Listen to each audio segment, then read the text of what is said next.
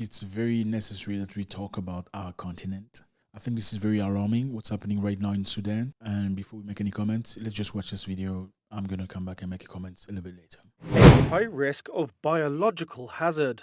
That was the warning from the World Health Organization on Tuesday after one of Sudan's warring parties seized a laboratory in the capital, Khartoum. Dr. Nima Saeed Abid, the WHO's representative in Sudan, said the National Public Health Laboratory houses measles and cholera pathogens as well as other hazardous materials. That is extremely dangerous because we have polio isolates in the lab, we have measles isolates on the lab, we have cholera isolates in the lab. So there is a huge biological risk associated with the occupation of the Central Public Health Lab in Khartoum by one of the fighting parties. So this is very shocking, very scary situation. Biolabs in Sudan, taken under the hand of army group. That's very scary. Initially, we thought it was two generals fighting each other. Okay, that was the narrative we heard. Two Sudanese generals that have worked together.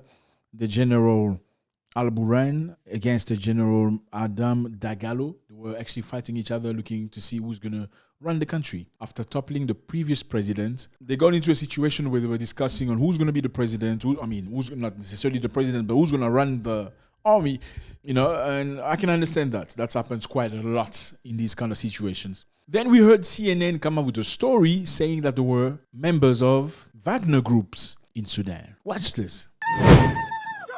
The Sudanese and the Libyan armies celebrated a successful joint operation Wednesday, April 19th, near the remote desert border between Libya and Sudan, having captured the Chevrolet garrison belonging to the rival Sudanese paramilitary rapid support forces, the RSF. But why is this garrison important, given how far it is from the existential fight in Sudan's capital, Khartoum?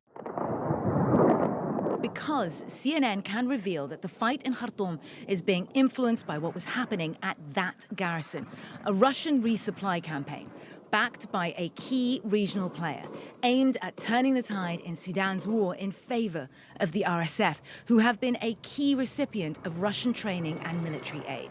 In collaboration with All Eyes on Wagner, a research group focusing on Russian proxy Wagner, CNN investigated the group's current presence in Libya. You can see here on April 16th, one day after the fighting began in Khartoum, a Russian Ilyushin 76 transport plane at the Al Jufra base in Libya, previously identified by American intelligence as a Wagner base. 3 days later, this same plane is spotted by flight tracker aviation expert Gurjan, coming back from the Russian airbase in Latakia, Syria, before returning to the Libyan airbase in Khadim.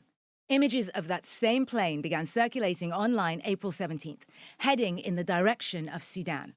Sudanese and regional sources tell CNN that weaponry was airdropped to the RSF within that time frame, April 15th to April 18th, to the Chevrolet garrison during a period of fierce fighting, boosting the RSF. The Al Khadim and Al Jufra bases, where the Wagner planes departed from in Libya, are under the control of Field Marshal Khalifa Haftar, who commands territory in the east of Libya. Haftar and the commander of the Rapid Support Forces, Mohammed Hamdan Dagalo, aka Hemeti, have in common strategic alliances. One with Wagner, who Haftar is hosting in his territory in Libya, and whom a previous CNN investigation exposed as working with Hemeti to extract Sudanese gold.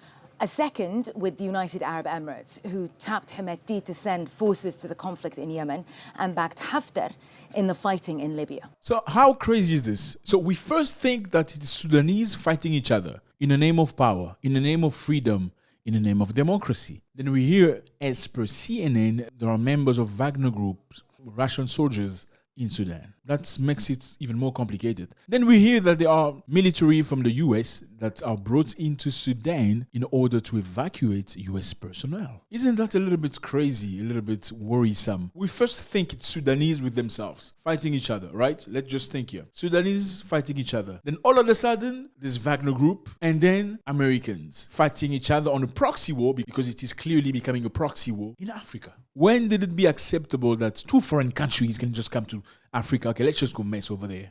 you know what? We're not going to fight each other. We don't want to bring mayhem in America. We don't want to bring mayhem in Russia. Let's just go to Africa, to Sudan, and let's bombard each other. I'm going to sponsor these guys. You're going to sponsor those guys. And we're going to fight each other and see who's strong. Why don't they just bombard each other once and for all, and so we can just live in peace?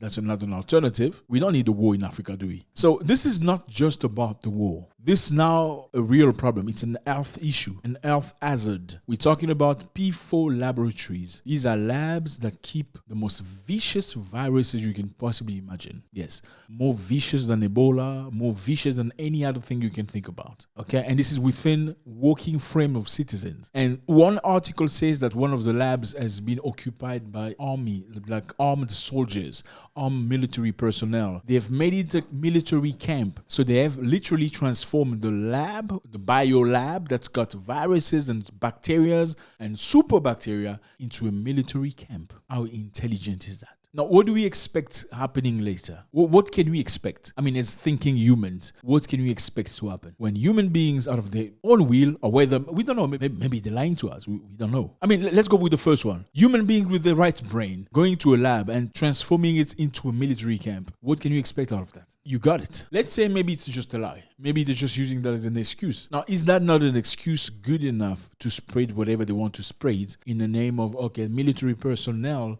obviously went there. That's probably the reason why you're seeing people fall left, right, center. I don't think this is a good idea, fellas. Accepting all these things in our countries with no expertise ourselves to run these things, it's extremely dangerous. Sudan is a country that's bothering the Democratic Republic of Congo. I think Kenya on the right-hand side, Uganda and other countries and Ethiopia and stuff. What are the probabilities that this disease, or if there's any disease, could cross over the border and go to the next country and get sprayed like nothing before? We need to value ourselves, fellas. I mean, we were very lucky when this happened. You remember in 2019, you know what happened in 2019. We were very lucky when people in Europe were falling left, right, center, and everybody expected the worst for Africa. And yeah, we were blessed to see that never happened in Africa. As much as they say, we are seeing bodies lying on the floor. Remember the guy that say we expecting bodies lying on the floor on the roads of Africa? It's never happened for some reason. Maybe, I don't know if he's stronger or whatever the reason it is. Why do we want to see this happen again in the most vicious way possible? So let's just put this into perspective again. The biolab is where they work with microorganisms, viruses, bacteria. Sometimes they do it supposedly to try to prevent you and I from getting any, infection, or to acquire enough experience on how to manage in case there was an outbreak of these things. Do you understand? They work with it in lab, they put it into mouse, work with bacteria and viruses in the labs, they inject it into mouse, then they try to cure them so they can have a technique or a strategy on how to cure human beings in case it happens to human beings. Then what they do again in these biolabs, sometimes they will take something that only works within animals, not human beings, only animals. They will tweak it and switch it in a way that it can contaminate human beings as well. Who does that? So you take a little whatever thing, microorganism thing, works with animals, a specific type of animals. You tweak it and switch it in a way that it can contaminate human beings too.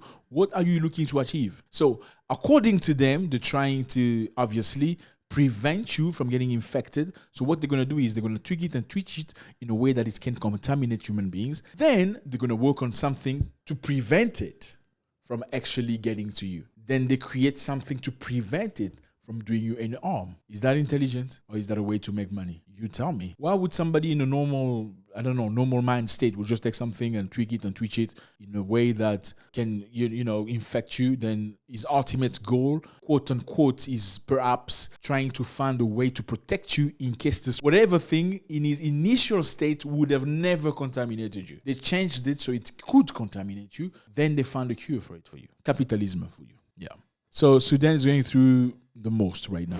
And I think these guys need our prayers for real. But also, if there's a lesson we need to learn from this, we should not allow just anything happening into our country. One of the main things was that Russia came to Sudan a while back negotiating to have their naval force, their navy parked in Sudan for whatever reason, from Russia to Sudan. And in return, they will try and negotiate with the United Nations on behalf of Sudan so that whatever embargo that's on Sudan can be lifted. That was the deal they had before the war started. Obviously, nobody else wants Russia to bring their navy to Sudan because it's way too close to whichever country you can imagine. That was the beginning of everything. So we are in time, instead of protecting ourselves, our interests, our kids, our children, our mothers, our fathers, we are looking out for interests for other people, bringing in the military, accepting the navy, the soldiers. I don't know for what reason. And we know with experience that when these people come into your country, they never leave. Why do we accept this as Africans? Look at the case of Afghanistan. Okay, they left 20 years after. Look at Iraq. The people are still there. Look at Syria. Look at all these other countries. Is that what we want for our land? I don't think so. God bless.